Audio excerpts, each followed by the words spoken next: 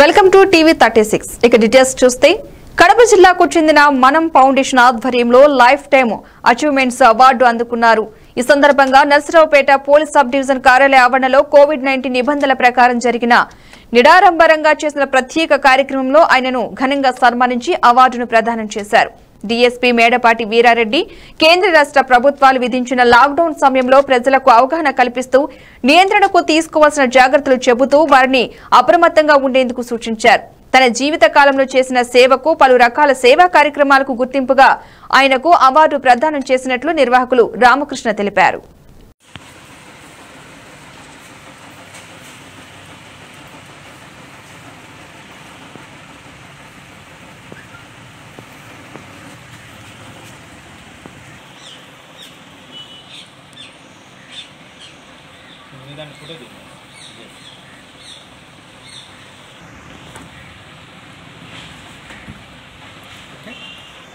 మరి Narasaraopet sub divisional గారు officer గారైన డిప్యూటీ సూపరింటెండెంట్ ఆఫ్ పోలీస్ గారు మేడపాటి వీరారెడ్డి గారు మరి కరోనా సేవలకు కానీ తన లైఫ్ టైంలో చేసిన చాలా సేవా కార్యక్రమాలు ఉన్నాయి.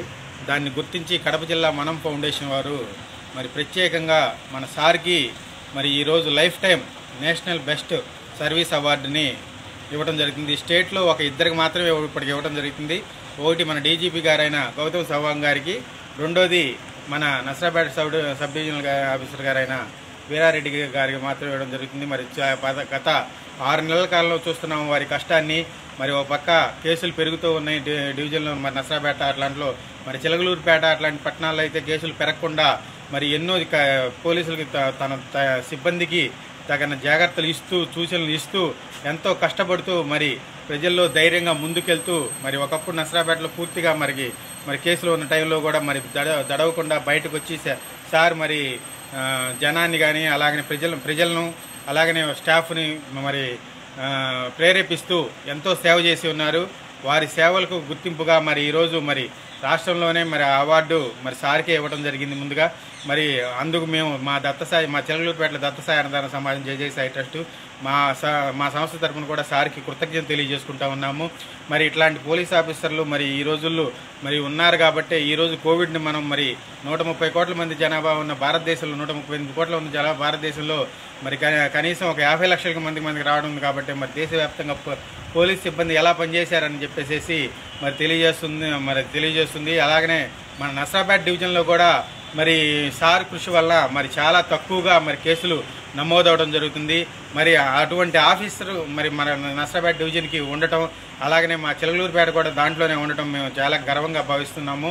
మరి అక్కడ చిలకలూరుపేటలో కూడా మరి సిఐ సార్ కానీ ఎస్ఐ సార్లు కూడా ఎంతో కష్టపడి పనిచేసి ఉన్నారు. వాళ్ళందరికీ కూడా సూచనలు ఇస్తూ మరి ఈరోజు మరి చిలకలూరుపేటని మరి అతి తక్కువ కేసులు ఉన్న దానిగా కూడా నమోదు చేయడం జరుగుతూ ఉంది. మరి ఆ సార్కి మా సంస్థ తరఫున మరొకసారి ధన్యవాదాలు తెలియజేసుకుంటూ కృతజ్ఞత తెలియజేసుకుంటున్నాం సార్. సాగర్ తీరంలో 2వ ప్రపంచ యుద్ధం నాటికి కాంక్రీటు బంకర్లు బయటపడ్డాయి. 3 వేర్వేరు ప్రాంతాల్లో ఈ బంకర్లు వెలుగు చూశాయి. విశాఖపట్నం, యారాడ, జాలరిపేట తదితర ప్రాంతాల్లో సముద్రం ఇసుక కోతతో బంకర్లు బయటపడ్డాయి. వీటిని చూసిన విశాఖవాసులు ఆశ్చర్యపోతున్నారు. 2వ ప్రపంచ యుద్ధ సమయంలో బ్రిటిష్ వారి తరపున జపాన్తో భారతీయ నావికులు యుద్ధం చేశారు. శత్రునౌక వాయుదాడుల నుంచి సాగర్ తీరంలో ఈ బంకర్ల ద్వారా రక్షణ పొందినట్లు తెలుస్తోంది. జపాన్ నావికా సైన్యాన్ని ఎదిరించేందుకు కాంక్రీటు బంకర్ల నిర్మాణం జరిగిందని భావిస్తున్నారు. 2వ ప్రపంచ యుద్ధ సమయంలో జపాన్ సైన్యం విశాఖపట్నంపై కూడా దాడి చేసేందుకు సిద్ధపడిందని చరిత్రకారులు చెబుతున్నారు. 2వ ప్రపంచ యుద్ధ పరిణామాలతోనే విశాఖలో తూర్పు నావికా దళం ఏర్పడిందని చరిత్రకారులు అభిప్రాయపడుతున్నారు.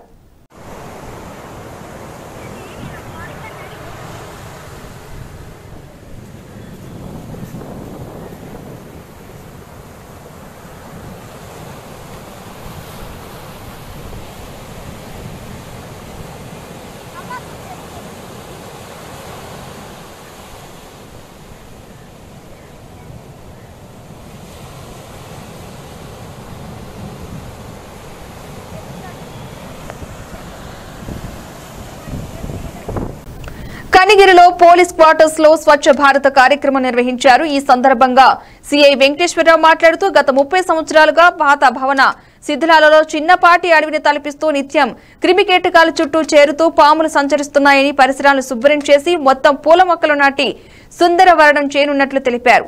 ఈ కార్యక్రమాన్ని పోలీస్ సిబ్బంది మరియు ప్రజా సంఘాల నాయకులు పాల్గొన్నారు.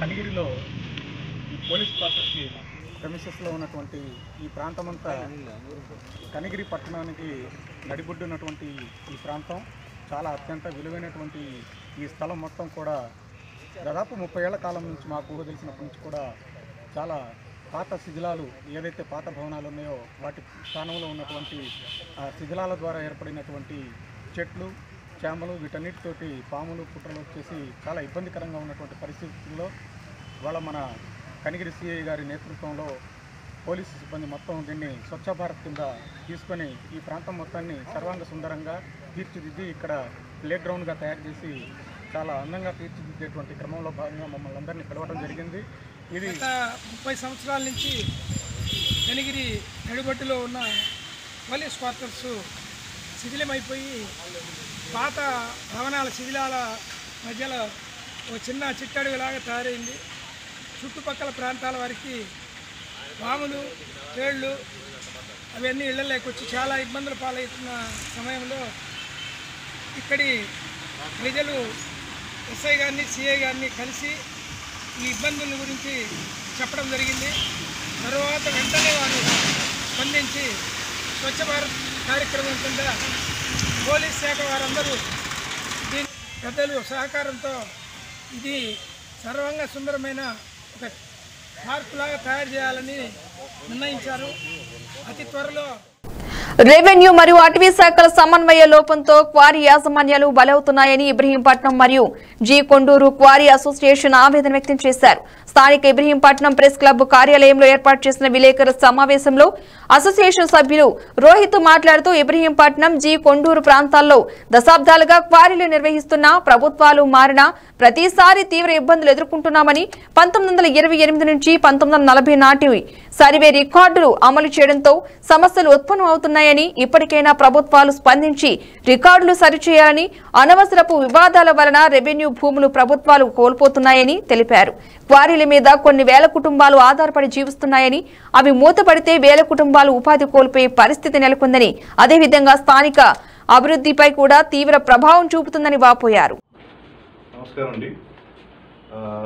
ఈరోజు ఈ ప్రెస్ మీట్కి వచ్చిన ప్రెస్ సోదరులందరికీ ముందుగా మా ధన్యవాదాలు. మేము జీ కొండూరు మండలం ఇబ్రహీంపట్నం మండలం క్వారీ క్రషర్స్ ఓనర్స్ అసోసియేషన్ తరఫు నుంచి ఈరోజు మా విన్నపాలు కొన్ని ప్రపంచానికి తెలియటం కోసం మేము వచ్చామండి మీ ముందుకి. ఫస్ట్ థింగ్, రీసెంట్ టైమ్స్లో మాకు వచ్చిన మెయిన్ ప్రాబ్లమ్స్ అంటే ప్రతిసారి ప్రభుత్వాలు మారినప్పుడు కానీ ఏదన్నా కొత్త చట్టాలు వచ్చినప్పుడు కానీ అన్నెసరీగా లేనిపోని అభియోగాలు మా మీద రావటము, మేము క్వారీయింగ్ అక్రమంగా చేస్తామని అవన్నీ ఏవో రకరకాలైన అభియోగాలు వేస్తున్నారు. అసలు ఈ పర్టికులర్ ఏరియా యొక్క హిస్టరీ మీకు చెప్తుంటే జీ కొండూరు మండలం ఇబ్రహీంపట్నం మండలంలో ఉన్న క్వారీలన్నిటి కూడా గత 40-45 ఇయర్స్ నుంచి జరుగుతున్న క్వారీయింగ్ అండి. ఒక క్వారీ ఒక క్రషర్ పెట్టాలంటే దానికి revenue department, mines department, forest department, pollution department, local సిఆర్డిఏను, హెచ్ఎండిఏను, వాటెవర్ ఏదైతే డిపార్ట్మెంట్స్ ఉన్నాయో అన్ని పర్మిషన్స్ వస్తేనే మేము క్వారీలు పెట్టగలుగుతాము. క్వారీ రెగ్యులర్గా రన్ చేయడానికి కూడా మాకు మైన్స్ డిపార్ట్మెంట్ నుంచి మేము డెడ్ రెంట్లు కడతాము, రెవెన్యూ జనరేట్ చేస్తాం, స్టేట్స్కి రెవెన్యూ జనరేట్ చేస్తాం, ఆ మండలానికి కూడా. ఇవన్నీ ప్రాసెస్లో పద్ధతి ప్రకారం చేసుకుంటేనే మేము ఆపరేట్ చేయగలుగుతాం. This is an industry. ఈ ఇండస్ట్రీని బేస్ చేసుకుని ఈ పర్టికులర్ ఏరియాలో దగ్గర 10,000 మంది బతుకుతున్నారండి, డైరెక్ట్గా కానీ ఇండైరెక్ట్గా కానీ.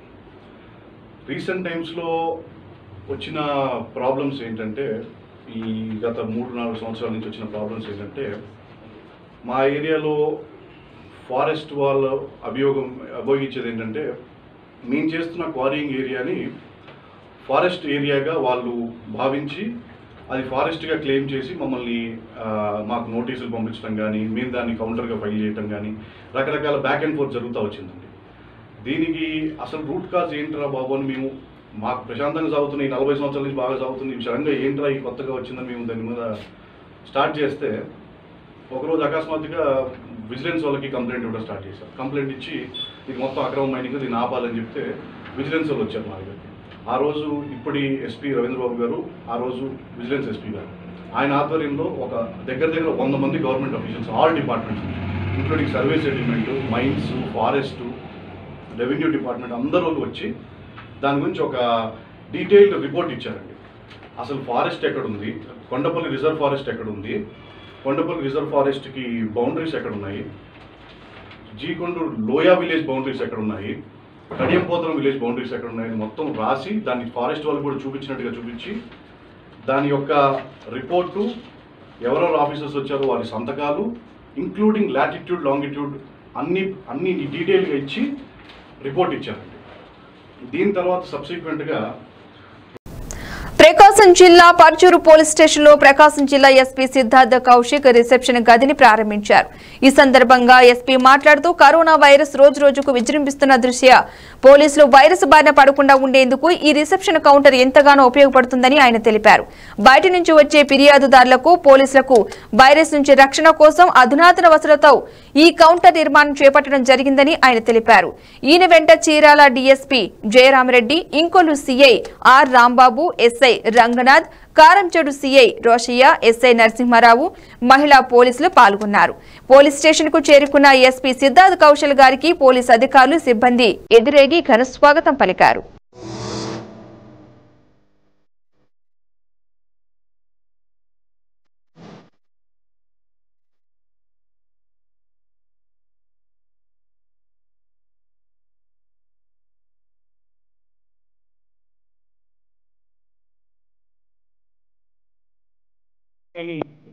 పడతా ఉంటారు, పాటిస్తూ ఉంటారు. So I expect and I hope that అదే క్రమంలో అదే పొజిషన్ మేము మెయింటైన్ చేస్తూ ముందుకు పోతాము. అండ్ ఈరోజు ఇది ఎంత మంచి కార్యక్రమం పెట్టినందుకు, ఇక్కడ వచ్చి ఇందులో పాల్గొన్నందుకు మహిళా police also all of you have done a great job in this matter. So thank you very much. Thank you everyone. Prakasam జిల్లా కారంచెడు పోలీస్ స్టేషన్ లో రిసెప్షన్ కౌంటర్ ను జిల్లా ఎస్పీ సిద్ధార్థ కౌశల్ ప్రారంభించారు. ఎస్పీ పోలీస్ స్టేషన్ కు చేరుకోగానే Karamchedu police station circle inspector Roshiya, SI Narasimharao, మహిళా పోలీసులు, constable ఎదురేగి ఘన స్వాగతం పలికారు. ఈ సందర్భంగా ఎస్ఐ మాట్లాడుతూ కరోనా కేసులు రోజురోజుకు పెరుగుతున్న దృష్ట్యా ఫిర్యాదుదారులు, పోలీసులు వైరస్ బారిన పడకుండా ఉండేందుకు అత్యాధునిక వసతులతో ఈ కౌంటర్ నిర్మించడం జరిగిందని తెలిపారు. ఆయన వెంట Chirala DSP Y Jayaramareddy, Inkollu CI R Rambabu, SI Ranganath, మహిళా పోలీసులు, కానిస్టేబుల్ పాల్గొని ఎస్పీ సిద్ధార్థ్ కౌశల్ గారికి కృతజ్ఞతలు తెలియజేశారు.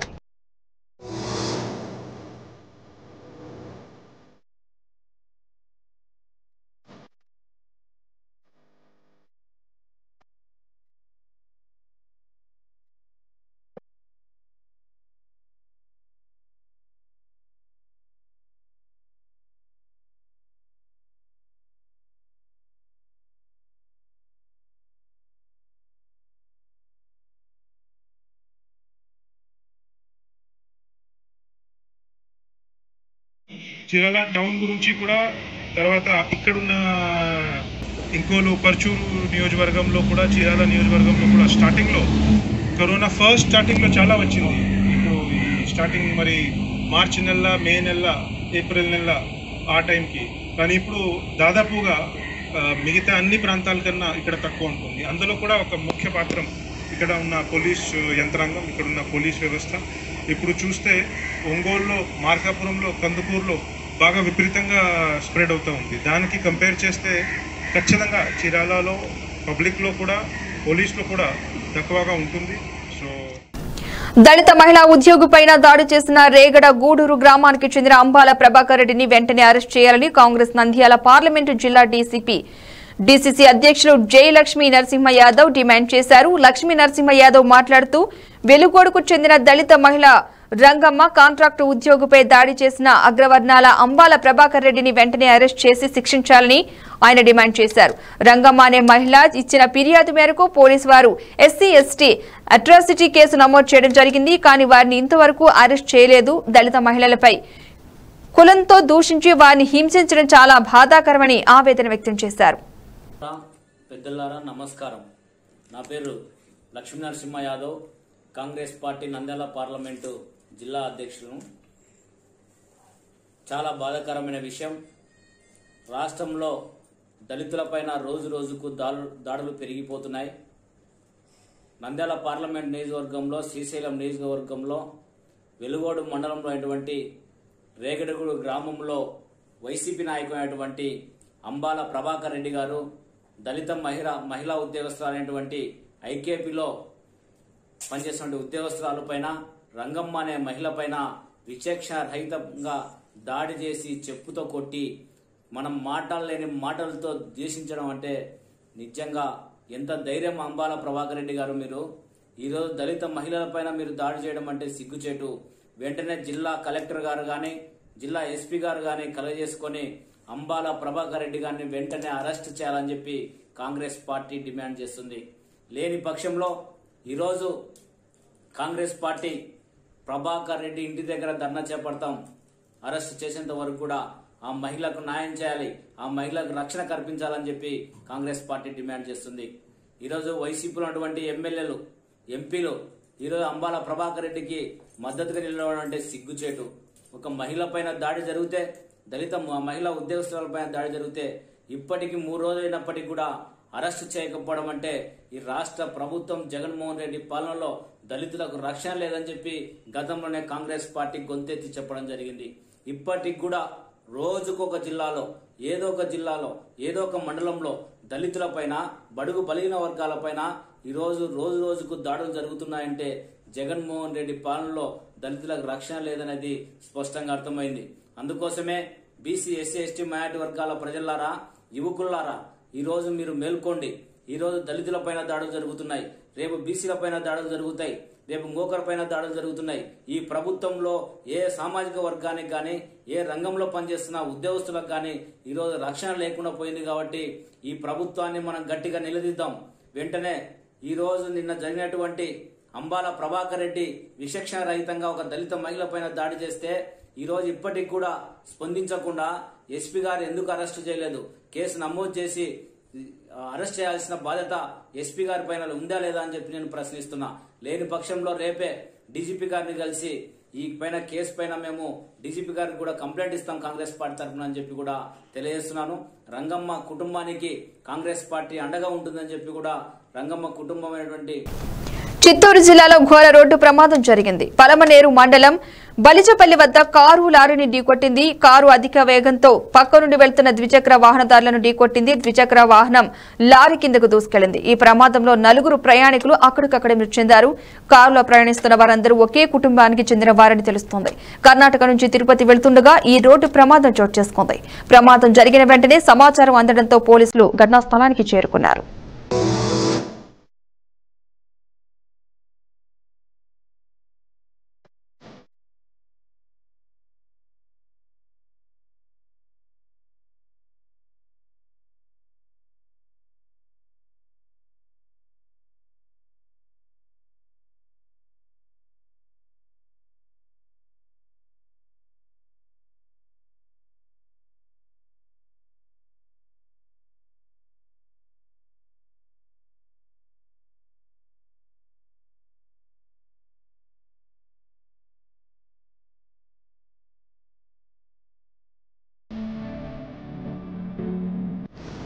పాపులర్ ఫ్రంట్ ఆఫ్ ఇండియా కోవిడ్-19 వారియర్స్ ను అభినందించారు. Gunny merchants and workers team corona మహమ్మారి వలన మృతి చెందిన మహానుభావుల అంత్యక్రియలు, వారి ఆచార వ్యవహార శైలిలో తమ ప్రాణాలు పణంగా పెట్టి ధైర్యంగా చేస్తున్న పాపులర్ ఫ్రంట్ వీర సైనికులను అభినందిస్తూ వారిలో రోగ నిరోధక శక్తిని పెంచే డ్రై ఫ్రూట్స్ ను అందించిన అభిమాన గన్నివర్గం.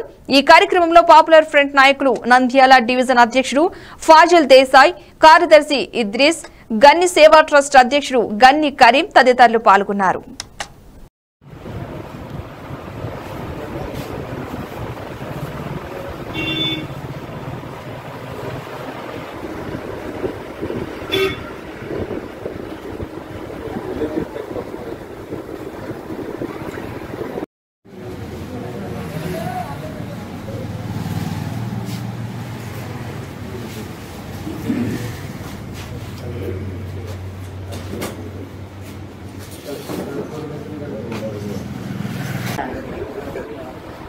आगे रहा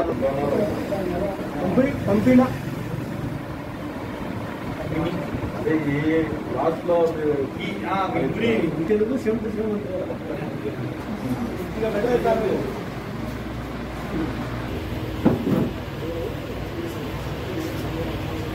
क्या रोज शुरू करेंगे सलमान खान गाరు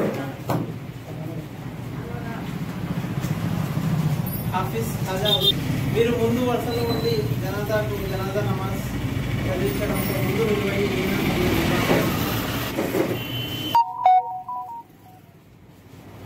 జావేద్ గారు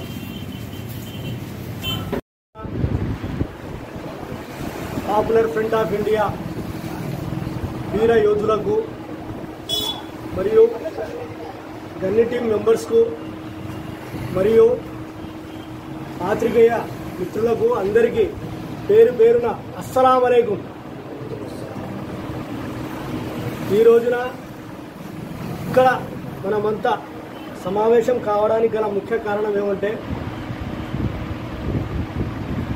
పాపులర్ ఫ్రంట్ ఆఫ్ ఇండియా అనే ఒక సంస్థ యావత్ దేశం మొత్తం మీద తమ సేవా కార్యక్రమాలను నిర్వహిస్తూ రాజ్యాంగాన్ని తూట్లు ఎవరైతే పొడుస్తారో వాళ్ళ మీద శత్రుత్వాన్ని పెంచుకుంటూ శాంతియుత పరిధిలో శాంతియుతంగా వారి మీద లీగల్గా దాడి చేసే ఏకైక సంస్థ ఇండియాలో ఏదైనా ఉందంటే అది కేవలం పాపులర్ ఫ్రంట్ ఆఫ్ ఇండియా అని నేను గర్వంగా చెప్పగలను. దానికి కొన్ని మచ్చు తునకలు ఏమంటే బాబ్రీ మస్జిద్ విషయంలో కానీ తర్వాత అనేక చోట్ల మాంసం తింటున్నారని చంపే విషయంలో కానీ తర్వాత దళిత సోదరులను అమానుషంగా చంపే కార్యక్రమాలను వ్యతిరేకించడంలో కానీ వాళ్ళ పాత్ర అసామాన్యమైనది. అలాంటి సంస్థను ఈరోజు మేము చిరు సన్మానం చేసే కార్యక్రమాన్ని చేయడము మాకెంతో గర్వకారణంగా మేము భావిస్తూ ఈరోజు ఈ కార్యక్రమాన్ని నిర్వహించదలిచాము. మరీ ముఖ్య విషయం ఏమంటే బంధువర్గం ఉన్నా ఆస్తి ఎంత ఉన్నా అంతస్తులు ఎంత కూడబెట్టుకున్నా ఒక చిన్న వైరస్ కారణంగా ఈరోజు చనిపోతున్నారు చాలామంది వృద్ధులు కానీ. తర్వాత ఈరోజు గన్నీ సేవా సమితి తరఫున ఏవైతే పాపులర్ ఫ్రంట్ ఆఫ్ ఇండియా సేవా కార్యక్రమాలు చేస్తుందో ఆ సేవా కార్యక్రమాలను గుర్తించి ఈరోజు గన్నీ సేవా సమితి తరఫు నుంచి ఈ యొక్క అభినందన సభ మరియు సన్మాన కార్యక్రమం కూడా నిర్వహించడం జరిగింది. చాలా సంతోషించదగ్గ విషయం. ముఖ్యంగా ఈ యొక్క కార్యక్రమాలు ఇప్పటి నుంచి కాదు, దేశవ్యాప్తంగా పాపులర్ ఫ్రంట్ ఆఫ్ ఇండియా చేస్తుంది. యుద్ధం ఎప్పుడు వచ్చినప్పుడు కాదు, ఈ యొక్క మహమ్మారిలు ఎప్పుడు వస్తాయో తెలియదు. కానీ అంతకంటే ముందే పాపులర్ ఫ్రంట్ ఆఫ్ ఇండియా ఈ యొక్క సర్వీసులను ఏ మహమ్మారి వచ్చినా ఏం కానీ దానికి ముందుగానే రెడీగా ఉంచే సంస్థని పాపులర్ ఫ్రంట్ ఆఫ్ ఇండియా. యుద్ధం ఎప్పుడు వచ్చినప్పుడు కాదు, అర్ధరాత్రి వచ్చినా కానీ తన యొక్క కార్యకర్తలను వారి యొక్క సైనికులను ప్రతి క్షణం సంసిద్ధతతో రెడీ చేసుకునే సంస్థని నిజమైన సంస్థ పాపులర్ ఫ్రంట్ ఆఫ్ ఇండియా. అనూహ్యమైన లక్ష్యశుద్ధి, అజేయమైన సంకల్ప బలం పాపులర్ ఫ్రంట్ ఆఫ్ ఇండియా ఉంది. ఇది శరీరానికి సంబంధించినది కాదు, కొండలను సైతం ఢీకొట్టే పార్టీ కార్యకర్తల వజ్ర సంకల్పాన్ని. ఈ యొక్క వజ్ర సంకల్పంతోనే ఎన్ని అడ్డంకుల అవంతరాలు వచ్చినా దేశవ్యాప్తంగా పాపులర్ ఫ్రంట్ ఆఫ్ ఇండియా ఎన్నో అడ్డంకులు సృష్టిస్తున్నారు. ఎలాగైనా ఈ యొక్క సంస్థని ఆపేయాలి. ఎందుకంటే నంద్యాలలోని భైర్మల్ స్ట్రీట్ లో గల రోజాబీ దర్గాలో కొలువైన మౌలాలి సాహెబ్ పీరుకు మొహరం సందర్భంగా ముజువర్ నూర్ భాషా ఆధ్వర్యంలో ప్రత్యేక ఫాతిహాలు సమర్పించారు. మౌలా అలీ పీరు సంవత్సరానికి 12 నెలలు కొలువై ఉంటుందని మొహరం పండుగ పర్వదినం సందర్భంగా స్వామివారికి ప్రత్యేక ఫతిహాలు సమర్పించడం జరుగుతుందన్నారు. కరోనా నేపథ్యంలో కేవలం 4 సభ్యులు మాత్రమే పాల్గొని ఫతిహాలు సమర్పించాలనే పోలీసుల సూచన మేరకు సీనియర్ పాత్రికేయులు ఉస్మాన్ భాషా, ఆదిల్, హజీ సలాం తదితరులు ప్రత్యేక ప్రార్థనలు గావించారు. ప్రస్తుత పరిస్థితుల్లో కరోనా విజృంభిస్తున్న సమయంలో కరోనా మహమ్మారిని శాశ్వతంగా పారద్రోలాలని, దేశ ప్రజలందరూ సుఖశాంతులతో ఐశ్వర్యం, ఆయురారోగ్యాలతో ఉండాలని స్వామివారికి ప్రత్యేక ప్రార్థనలు జరిపించడం జరిగిందన్నారు. ఇక అనంతరం దర్గా ధర్మకర్త నూర్ భాషా, సీనియర్ పాత్రికేయులు ఉస్మాన్ భాషాను ఘనంగా సన్మానించారు.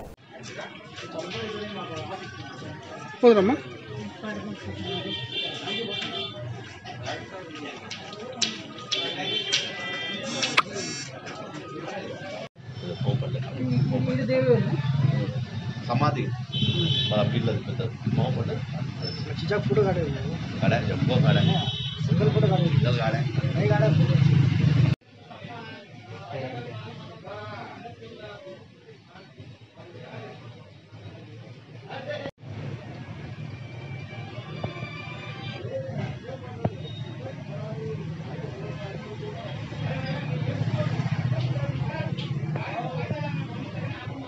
क्या ना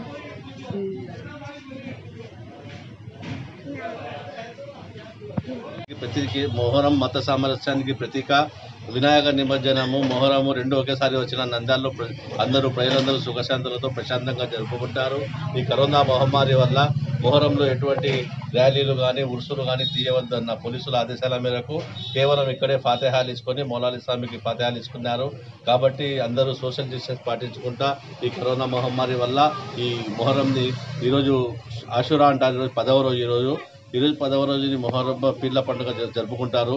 కానీ ఈ కరోనా వల్ల పీర్ల పండుగ జరుపుకోకుండా కేవలం వారి ఇళ్లలోనే భక్తి శ్రద్ధలతో, అలాగే ఎక్కడైతే ప్రతిష్ఠించినారో ఈ పీర్ల స్వామిని అక్కడే ప్రత్యేక ప్రార్థన చేసుకుంటున్నారు. కాబట్టి ప్రజలు కూడా సుఖ సంతోషాలతో ఉండాలి. ఈ కరోనా మహమ్మారి ఈ సందర్భంగా నంద్యాల నుంచి, మన రాష్ట్రం నుంచి, మన దేశం నుంచి, ప్రపంచం నుంచి కరోనా పారదోలాలని అందరూ ప్రత్యేకంగా ప్రార్థన చేస్తున్నారు. ఇక్కడ మౌలాలి సాహెబ్ దర్గాలో మౌలాలి సాహెబ్ పీరు సంవత్సరం పొడవునా ఎప్పుడు కూర్చోబెట్టే ఉంటుంది. కాబట్టి మొహరము లాస్ట్ రోజు కాబట్టి ఈరోజు స్వామివారికి దేశంలోని ప్రజలందరూ సుఖ సంతోషాలతో ఆరోగ్యాలతో ఉండాలని, కరోనా మహమ్మారి శాశ్వతంగా పారదోలాలని, ప్రజలందరూ సంతోషంగా ఉండాలని కోరుకుంటూ స్వామివారిని ప్రత్యేకంగా ప్రార్థనలు నిర్వహించారు. ఏపీజీఏడబ్ల్యూ అధ్యక్షులు కె శివప్రసాద్ ఆధ్వర్యంలో Andhra Pradesh agriculture employees welfare association Gandhinagar press club press meet పెట్టడం జరిగింది. ఇక దశాబ్దాలుగా వ్యవసాయ శాఖ, రాష్ట్ర ప్రభుత్వ శాఖలలో ఎంప్లాయీస్ పట్ల జరుగుతున్న అనేక సమస్యలపై ఈ ప్రెస్ మీట్ లో మాట్లాడారు.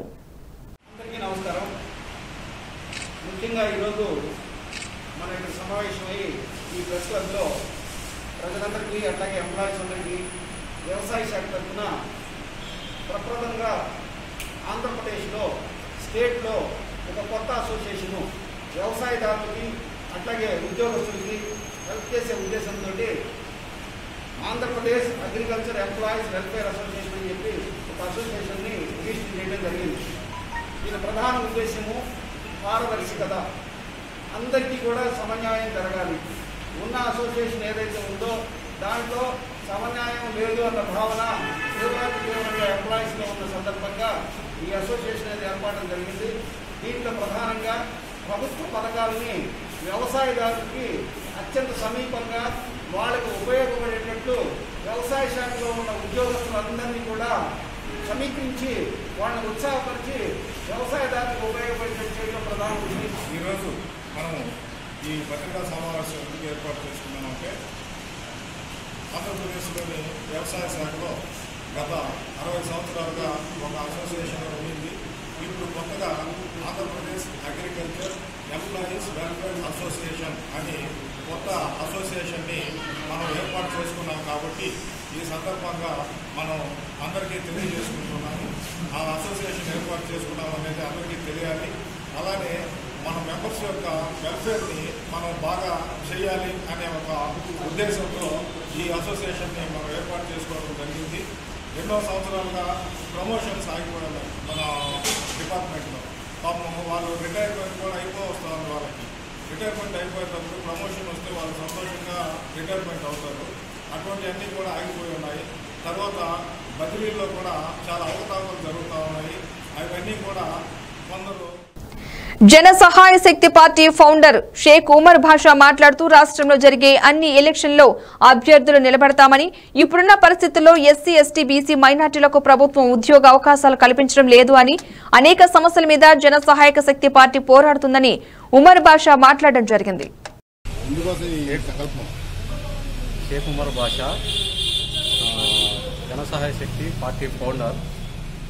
ఇప్పుడు జరగబోయే ఎలక్షన్లో కానీ అన్ని రాష్ట్రాల్లో అన్ని స్థానాల్లో, ఇటు అసెంబ్లీ స్థానాలు, పార్లమెంట్ స్థానాలు అన్ని దేశవ్యాప్తంగా అన్ని రాష్ట్రాల్లో ఎక్కడ ఏ రాష్ట్రంలో ఎలక్షన్ జరిగినా ఆ రాష్ట్రంలో అభ్యర్థుల్ని ఎన్నికల్లో నిలబెట్టి పార్టీ జన సహాయ శక్తి పార్టీని గెలిపించి ఈ దేశంలో ఉన్న బడుగు బలహీన వర్గాల ప్రజలందరికీ, చదువుకున్న విద్యార్థులకి అందరికీ ఉద్యోగాలు కల్పించే విధంగా, చదువుకున్న విద్యావంతులకి సరైన వసతులు కల్పించట్లేదు, వాళ్ళకి ఉద్యోగాలు కల్పించట్లేదు, రైతులకి గిట్టుబాటు ధరలు కల్పించట్లేదు. ఇవన్నీ ఇటు చదువుకున్న విద్యార్థికి అతను చదివిన విద్యకి సరైన ఉద్యోగం కల్పించే విధంగా, రైతులకి గిట్టుబాటు ధరలు ఇప్పించే విధంగా జన సహాయ శక్తి పార్టీ ఎప్పుడు ముందుంటుందని ఈ సభాముఖంగా నిర్వహించుకుందాం. ప్రేమే మార్గం సేవే లక్ష్యంతో ముస్లింల సమస్యలు తమ సమస్యలుగా భావిస్తూ ముందుకు నడిపిస్తున్న సంస్థను నిరంకుశంగా ప్రజా సమస్యలపై పోరాడుతూ ప్రజా ఆదరణ పొందిన ఏకైక సంస్థ ముస్లిం హక్కుల పోరాట సమితి నంద్యాల జిల్లా అధ్యక్షులు ఎస్ఎండి యూనిస్.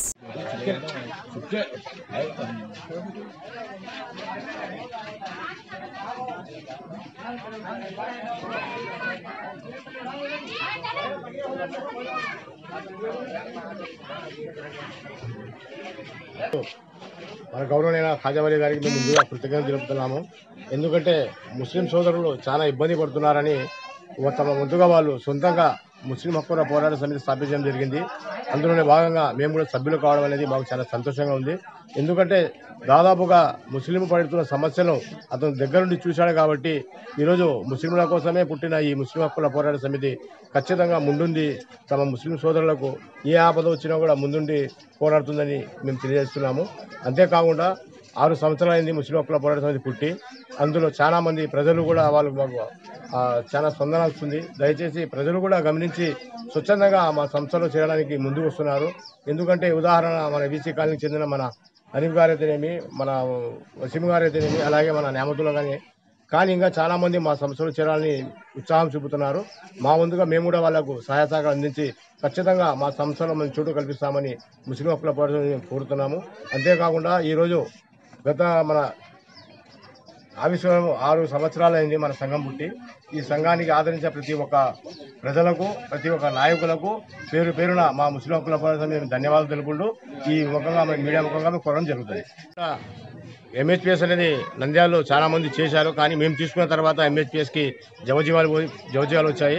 అంతేకాకుండా ముస్లిం హక్కుల పోరాట సమితి ఎక్కడున్న కులాలకు, మతాలకు అతీతంగా ఖచ్చితంగా ముందుండి పోరాడుతుందని మేము తెలియజేస్తున్నాము.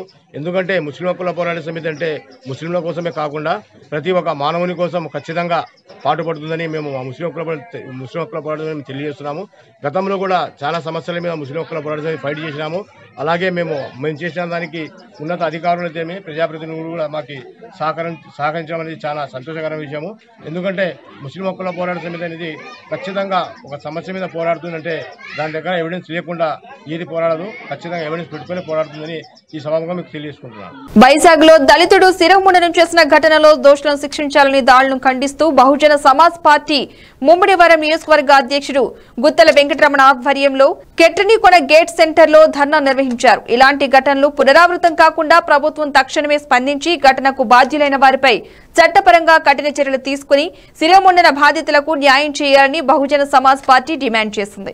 ఈ కార్యక్రమంలో పార్టీ కార్యకర్తలు, నాయకులు పాల్గొన్నారు.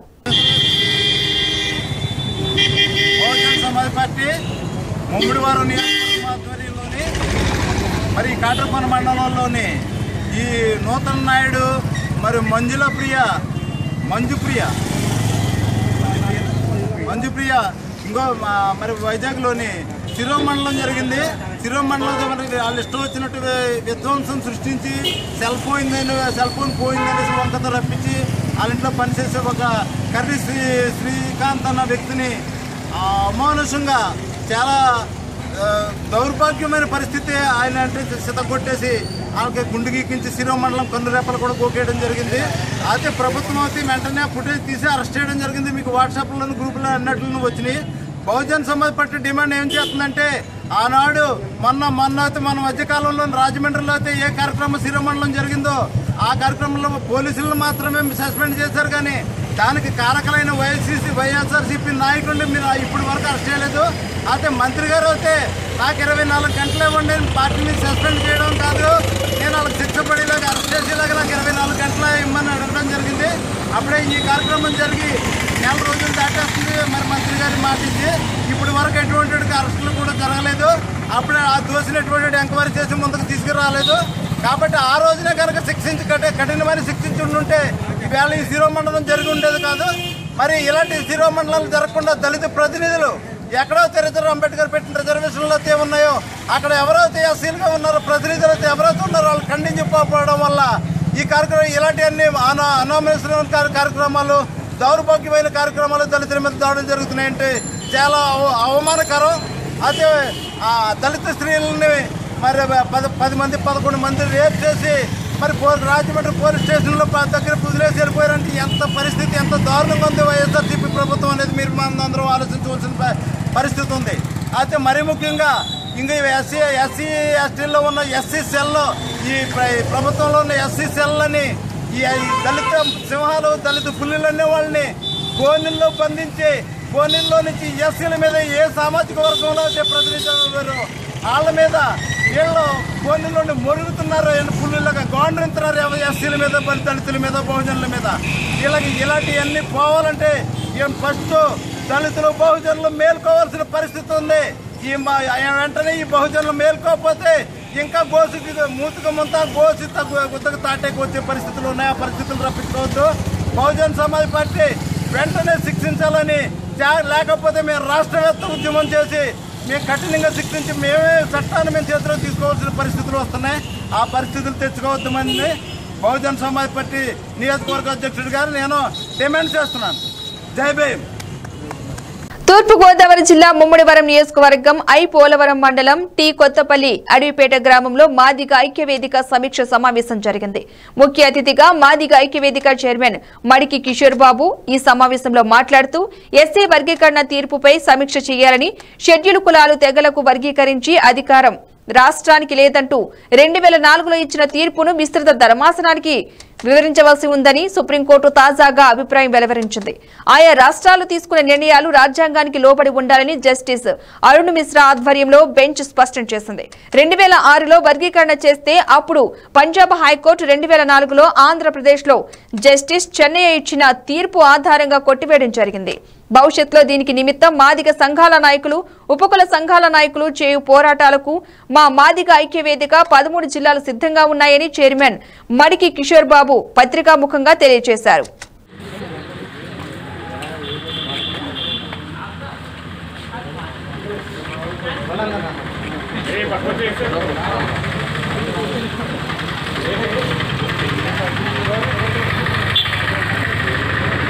వర్ధిల్లాలి మాదిగల ఐక్యత, వర్ధిల్లాలి మాదిగల ఐక్యత, వర్ధిల్లాలి మాదిగల ఐక్యత, ఐక్యత.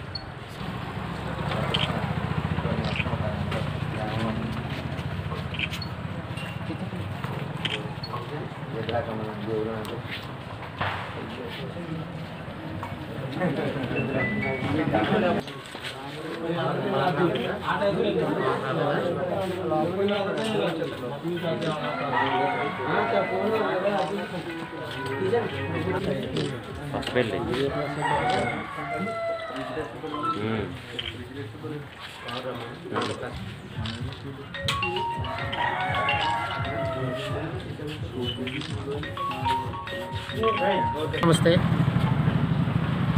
నా పేరు మణికిషోర్ బాబు, చైర్మన్ మాదిగ ఐక్యవేదిక ఆంధ్రప్రదేశ్, మలుపు స్టేట్ కమిటీ మెంబర్ ఆంధ్రప్రదేశ్. ఈరోజు మమ్ముడూరు మండలం, మమ్ముడూరు నియోజకవర్గం, ఐపోలవరం మండలం, టీ కొత్తపల్లి గ్రామంలో ఇక్కడ మాదిగపల్లిలో పత్రికా సమావేశం పెట్టడానికి మెయిన్ కారణం ఏంటంటే 27/8/2020 సుప్రీంకోర్టు వర్గీకరణ మీద ఒక సంచలన తీర్పు ఇవ్వడం జరిగింది. ఆ తీర్పు ఏంటంటే పంజాబ్ గవర్నమెంట్ వాళ్ళు 2006లో వర్గీకరణ కింద పంజాబ్ రాష్ట్రంలో ఒక చట్టం తేవడంతో అప్పుడు సుప్రీంకోర్టు వారు 2004లో ఏపీలో ఒక కమిటీ ద్వారా వర్గీకరణ తీర్పును తప్పుదో పట్టిస్తూ ఎలా కొట్టేశారనే అంశం మీద సవరణ చేయాలని చెబుతూ, అలాగే ప్రతి రాష్ట్రంలో కూడా వర్గీకరణ అనేది ఒక సుప్రీంకోర్టు ఆధీనం కాదు, ఆ రాష్ట్ర ప్రభుత్వాలు రాజ్యాంగానికి లోబడుతూ చట్టాలు చేసుకోవచ్చు అని చెప్పేసి ఒక సుప్రీంకోర్టు ధర్మాసనం తీర్పు ఇవ్వడం జరిగింది. ఆ తీర్పును మేము గౌరవిస్తూ ఈరోజు మా మాదిగ ఆరాధ్య దైవమైన బాబు జగజ్జేంద్ర గారు పాలాభిషేకం చేసి ఆ తీర్పునిచ్చిన సుప్రీంకోర్టు బెంచ్కి, సుప్రీంకోర్టు ధర్మాసనానికి మాదిగ ఐక్యవేదిక మలుపు ద్వారా కృతజ్ఞత తెలియజేస్తున్నాం. ఈ ఒక్క విషయమే కాదు, ఈ విషయం మీద, ఈ వర్గీకరణ విషయం మీద మాదిగ ఐక్యవేదిక కాదు, ఏ సంఘాలైనా కావచ్చు, మాదిగ సంఘాలు ఏ సంఘాలైనా కానీ దీని మీద పోరాటానికి ముందుకు వెళుతూ, కోర్టుల్లో పోరాటానికి ముందుకు వెళుతూ, రాష్ట్రాల మీద పోరాటాలకు ముందుకెళుతూ వర్గీకరణ త్వరగా అమలు చేయు విషయంలో కలిసి పనిచేయటానికి మీరు ముందుకొస్తే మా మాదిగ ఐక్యవేదిక మీకు అన్ని విధాలు, అన్ని సంఘాలు కూడా సహకారం ఇచ్చి దీన్ని సాధించుకోవడం మేము కూడా ముందుకు వస్తామని మా మాదిగ ఐక్యవేదిక ద్వారా, మా కమిటీ ద్వారా మీకు తెలియజేస్తూ ఈరోజు ఈ గ్రామంలో 2 నిర్ణయాలు తీసుకున్నాం. ఒకటి, విభాగంలో జిల్లా కార్యదర్శిగా సౌరభ్ వెంకట్ని, అలాగే రాష్ట్ర కమిటీలో కార్యదర్శిగా బడుగు సీనని ఈరోజు మా మాదిగ ఐక్యవేదిక ఇక్కడ మా దేవుడైన బాబు జగజ్జన సమక్షంలో ప్రదర్శించడం జరుగుతుంది. మహానంది క్షేత్రంలో రేపటి నుంచి కోవిడ్ కు ముందులాగా యథావిధిగా గర్భాలయ ప్రవేశం, కోనేటి స్నానాలు మినహాయిస్తే ప్రజల సౌకర్యార్థం అన్ని రకాలైన ఆర్జిత సేవలు జరపబడును. ఆలయ దర్శన వేళలు పూర్వం వలె ఉదయం 6 గంటల నుంచి మధ్యాహ్నం 12:30 వరకు, తిరిగి మధ్యాహ్నం 2 గంటల నుండి రాత్రి 9:30 వరకు కొనసాగించబడును. సుప్రభాత సేవ, మహామంగళ హారతులు, సంకల్ప అభిషేకాలు, అమ్మవారి కుంకుమార్చనలు, రామాలయ నవగ్రహ ఆంజనేయ స్వామి అర్చనలు, నవగ్రహ దీపాలు, అన్ని రకాలైన హోమాలు, కళ్యాణాలు, నవగ్రహ శాంతులు, గోపూజ, ఏకాంత సేవ మొదలగు అన్ని చేసుకోవచ్చును. అన్నీ కోవిడ్ నియమాలను పాటిస్తూ నిర్వహించబడును. కావున 50 మంది ప్రజలు విరివిగా మహానంది క్షేత్రాన్ని దర్శించుకోగలరు.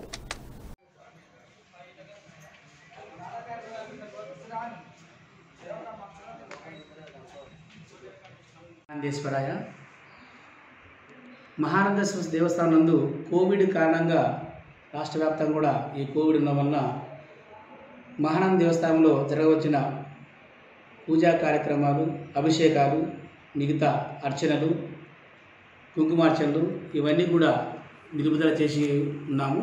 అయితే ప్రస్తుతము కోవిడ్ తగ్గడం వలన దేవాలయాలన్నీ కూడా రాష్ట్ర వ్యాప్తంగా తెరవబడింది కనుక భక్తులందరూ కూడా ఇక నుంచి దేవాలయము మార్నింగ్ 5 నుంచి సాయంత్రము 9 వరకు కూడా దేవాలయం తెరిచి ఉంటుంది కాబట్టి భక్తులందరూ కూడా వారి యొక్క సేవలను అనగా అభిషేకాలు, కుంకుమార్చనలు మరియు మిగతా ముఖ్య గమనిక దేవాలయం నందు ఈ కోవిడ్ కారణం వలన గర్భాలయ ప్రవేశము లేనందువలన కనుక కేవలము అంతరాలయము దర్శనం మటుకు ఉంటుంది.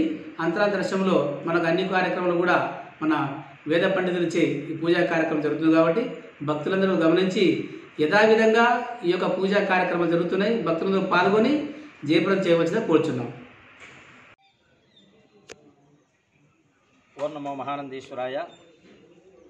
భక్తాదులందరికీ కూడా తెలియజేయడం ఏమనగా, గత మార్చి నెలలో కోవిడ్ సందర్భంగా మహానంది క్షేత్రం మూసివేయడం అనంతరం కొంత సడలింపుతో స్వామివారి దర్శనం అనేటువంటిది ప్రారంభించి జరపబడుతూ ఉన్నది. ఈనాటి వరకు రేపటి నుండి మరికొంత సడలింపు ప్రభుత్వాలు కూడా ఇచ్చిన కారణంగా మహానంది క్షేత్రంలో రేపటి నుండి మనకి కోవిడ్ పూర్వంలో ఏ రకమైనటువంటి దర్శన వేళలు అనగా ఉదయం 6 నుండి రాత్రి 9:30 వరకు ఎలాగైతే దర్శన వేళలన్నీ ఉండిందో అదే ప్రకారంగా ఆగస్టు 31వ తారీఖు నుంచి యథాప్రకారంగా అన్ని రకాలైనటువంటి దర్శనాలు కూడా ఏర్పాటు చేయడం జరిగింది.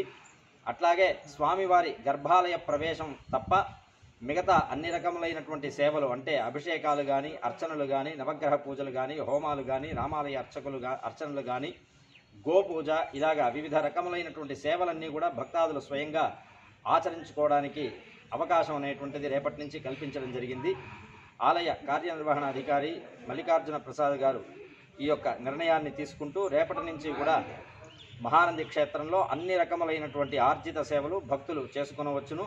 అలాగే ఆలయ దర్శన వేళలు కూడా ఎటువంటి సందేహములు లేకుండా పూర్వం ఎలాగైతే కొనసాగిందో అదే ప్రకారంగా ఉదయం నుండి రాత్రి దాకా ఆలయ దర్శనాలు కూడా కొనసాగుతాయి. ఉదయం సుప్రభాత సేవ నుండి రాత్రి ఏకాంత సేవ వరకు అన్ని రకములైనటువంటి సేవలు కూడా భక్తాదులు చేసుకునేటువంటి అవకాశాన్ని కల్పించడమైంది. కావున ప్రజలందరూ కూడా ఈ విషయాన్ని గ్రహించి ఎటువంటి అనుమానములు లేకుండా మహానంది క్షేత్రానికి చక్కగా వచ్చి అందరూ కూడా అన్ని రకములైనటువంటి సేవలు దర్శనాదులు చేసుకొని స్వామివారి అనుగ్రహం పొందవలసిందిగా ప్రార్థన చేస్తున్నాం. ఓం నమో మహానందీశ్వరాయ.